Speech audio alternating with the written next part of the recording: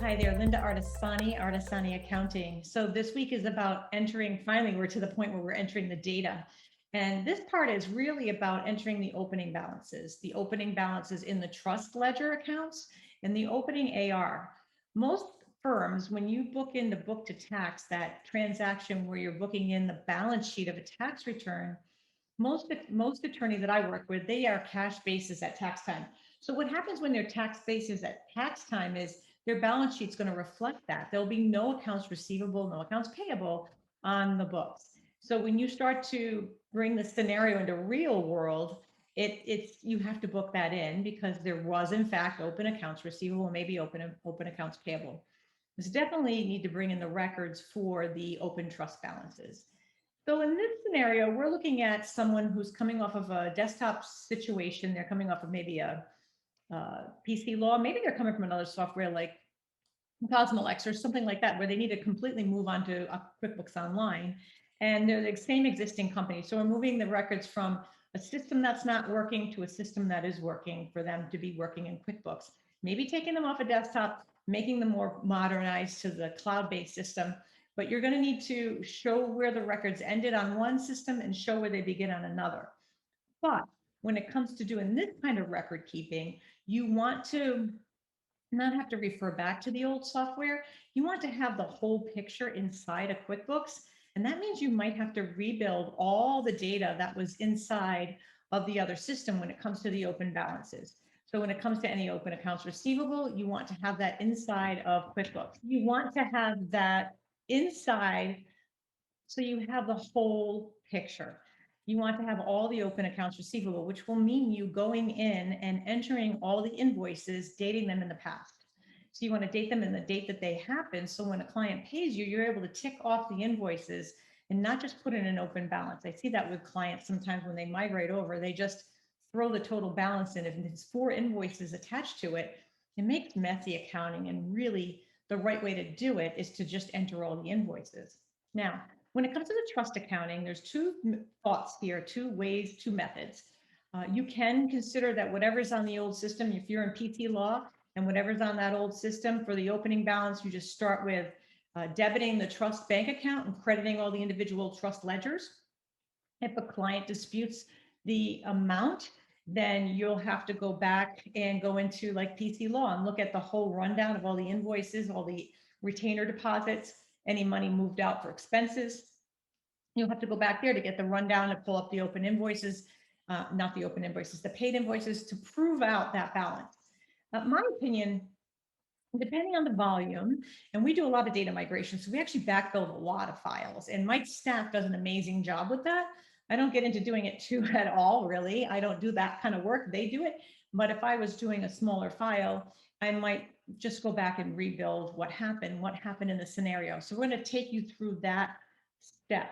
Now, when it comes to maybe 2 partners being in a big firm and they leave and they go off and they start their own firm, that's a scenario where you really want to discuss the whole thing with the tax professionals involved in 2 partners leaving one firm, 2 partners starting, and those same 2 partners starting a new firm. How do you, if they take some of the client cases with them, how do you handle the ending of the trust account balances in the old file? That tax professional will help you.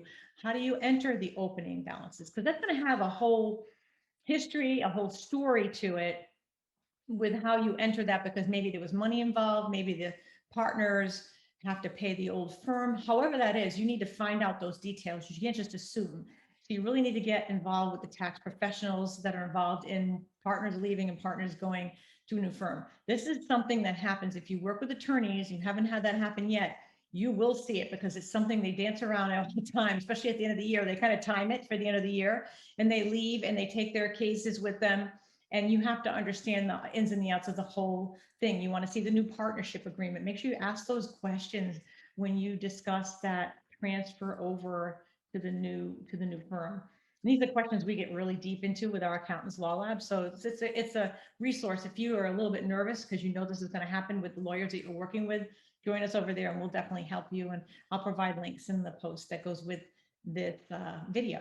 So let me share my screen. I'm going to take you in and just show you how to back build out some of the opening balance that has to do with the trust accounting. And then you can decide how you want to handle this, how you want to map it.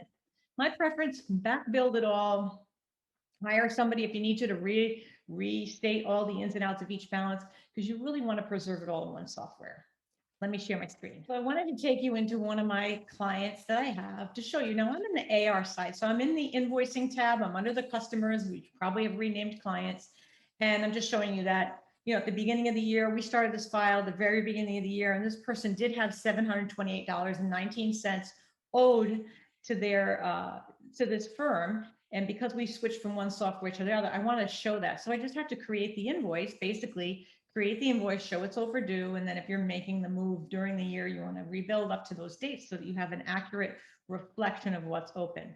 Now, let me take you over to the trust side. So we're going to assume that William here has open trust balance and we want to book that in. So if we go over to his register, you're going to access that by going over to the accounting tab and picking the chart of accounts. And then we're going to type, William in here. So we pull up his account. So here's William's account.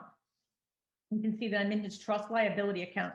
He had a divorce situation. So he's underneath the trust liability header as a sub account, which we go over in the earlier videos. And now I can see here that at the end of 2020, his balance in the account, you can see here, if I can pull this over, was 10,400. I could have booked that in as 10,400 William Aldridge, and then add that to the bank account, and to show the bank account would be debited, the client trust would be credited. So I'm increasing both, and that would be the perfect one to book that in. But if Mr. Aldridge comes back to me and says, hey, I think I had more money in that account, now I'm going to have to go over to PC Law to look it up. But if I have it here, I can prove that he gave me, I'm going to date it when it happened. So 7/25/20, he gave me a retainer of $5,000. Then over here, he gave me another retainer of $2,700. So you can see here that I've got all these increases. That's what I had to book in. And then as you go through the year, you're going to recreate all the transactions as the money moves out. Maybe the attorney charged the money and it went to an invoice, and now we use the trust funds to pay the invoice. So you're going to start to show that whole back history to get to the balance it is today. And you want to have that in there. Now, one of the things I will do if we want to get to that point of showing the balances, if you have a really, really, really big list, we had one that we had 2,000 open matters that we had to replicate. And Sarah and I did this by hand. It was the first account we had, and it was massive. We had some work from our team, but we did a lot of it ourselves because we had to go through PC Law, a really ugly client ledger file. It was like, we nicknamed it our own. We had an affectionate nickname for it because it was our go-to source. It ended those balances with what was in the bank. So it was what we had to keep for compliance.